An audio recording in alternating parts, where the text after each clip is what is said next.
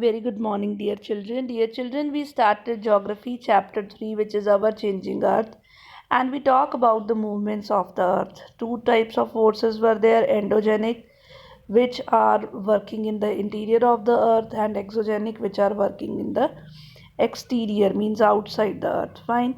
So, we talked about the endogenic forces, we talked about the volcanic eruption, we talked about the earthquake. Now children, we will just go through the exogenic forces. Fine. So we are on the topic major landforms. So children, the landscapes, what all landscape you see, they are continuously worn away by two processing. Two types of process are there. First is weathering and the second is erosion. So weathering is breaking up of rocks on the earth's surface, and erosion is wearing away the land surface landscape by different agents. These agents can be water, it can be wind, it can be ice. Fine. So all this eroded material, children, is carried away or transported away by water or wind. And what does it do? It gets deposited.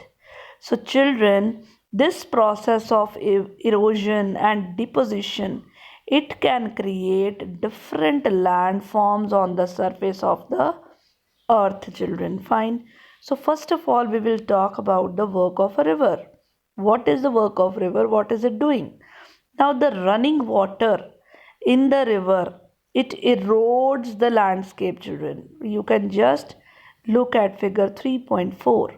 Now when the river, it tumbles at a steep angle over a very hard rock or down a steep valley side, it forms a waterfall. So you can just see that how a river is, tumbling down from a very steep angle, and how it looks, it is called a waterfall. Fine.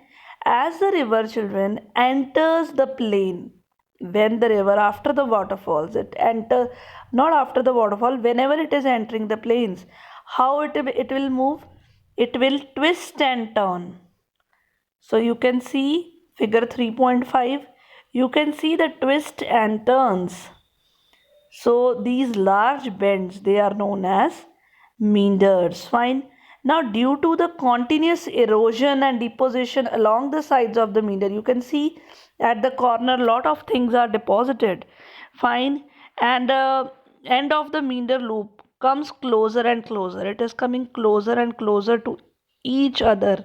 In due course of time, children, it is cut off from the river and it forms a cut off lake, which is known as Oxbow Lake. Fine.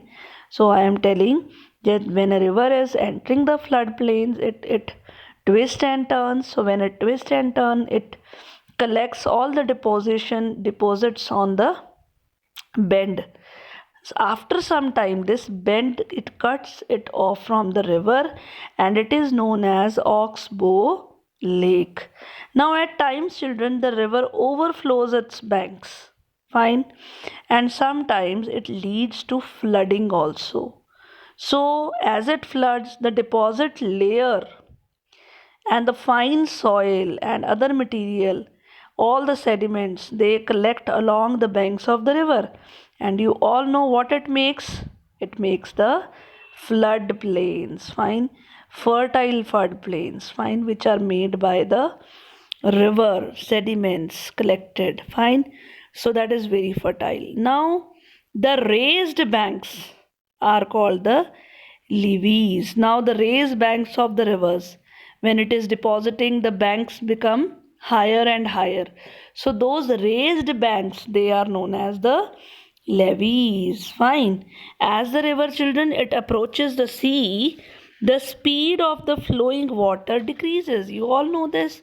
It decreases when it is going to reach a sea. So the river begins to break up into a number of streams. So you can just see figure 3.6.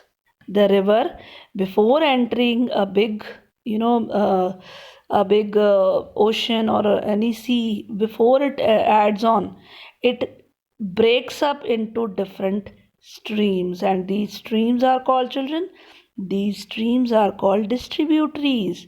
The main river is distributing in different channels.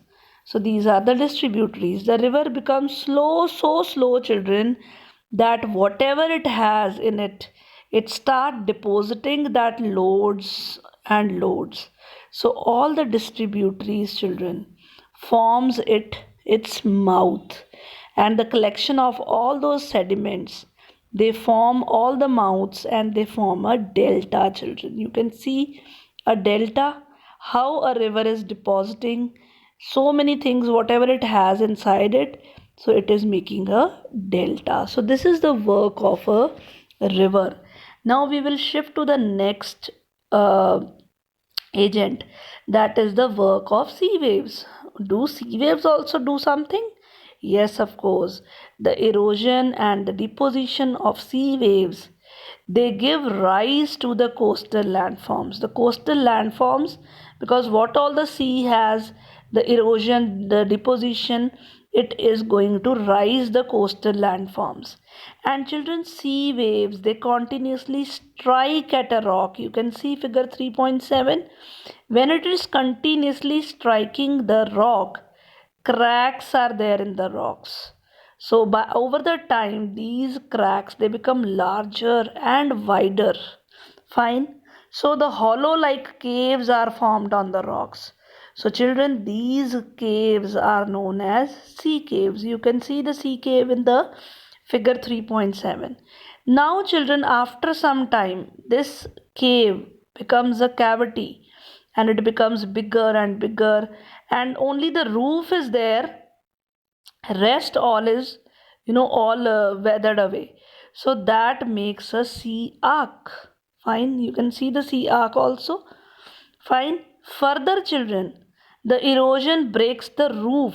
Now the roof is also broken, only the walls are left. So this wall like feature, this will be called the stack. You can see the stack in figure 3.7 also. Now children, this steepy rock host rising, which is vertically rising above the sea water, it will be called a sea cliff, children. Okay. Now the sea waves, they deposit sediments along the shores and they makes beaches. Fine. So this was the work of sea waves. Now is the work of ice. Do ice also do something? Yes, of course. Glaciers, which are known as the river of ice, when they are eroding just like a river, a normal river, they also take with them, they also bulldoze with them lot of soil, lot of stone. Fine. To expose the solid rock below. The solid rock below is exposed. Glacier carve out deep hollows there. So deep hollows are made. As the ice melts, these hollows are filled with water and they become very beautiful lakes. So many times you might have seen lakes on the mountains. Fine. So this material is carried away by glacier, such as rocks, big, small, sand, silt. Fine, they all get deposited. So these deposits, which are made by the glaciers, they are known as the glacial moraines, children. Fine. Now the last agent, the last one is work of a wind. Do wind also do something? Obviously, yes. Fine. So whenever you visit a desert, you see sand dunes there, children. So the active agent of erosion and deposition in the desert area is the wind only. In desert, you can see rocks of different shapes, and some rocks are even in the shape of a mushroom. They are known as mushroom rocks. Wind erode the lower section of the rock more than the upper part. So therefore such rocks are made with a narrower base and wider top. Now children, whenever the wind blows, it lifts up and it transports sand from one place to another. And when it stopped blowing, all the sand it fell down and it get deposited into a low hill-like structure. So this structure is known as a sand dune. You can see in figure 3.9. Fine. When such sand is deposited in large areas, so that area is known as loess. So large deposit of loess is found in China. So that's an example. Fine.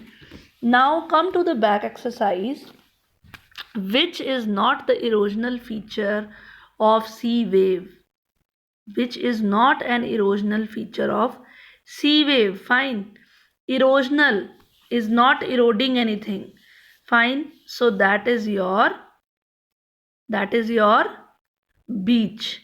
Fine. The depositional feature of a glacier, so that is moraine, which is caused by the sudden movements of the earth, that is volcano. Mushroom rocks are found in deserts. Oxbow lake are found in river valleys. Fine. So come to the match the followings, children. So just match up. Glaciers, they are river of ice. Meanders, they are the rivers, work of river. Beach, it's a seashore. Sand dune, it's found in desert. Waterfall, it's a hard bedrock. And earthquake is vibration of earth. So by this, children, we end up the chapter number 3 of geography. Thank you and have a nice day.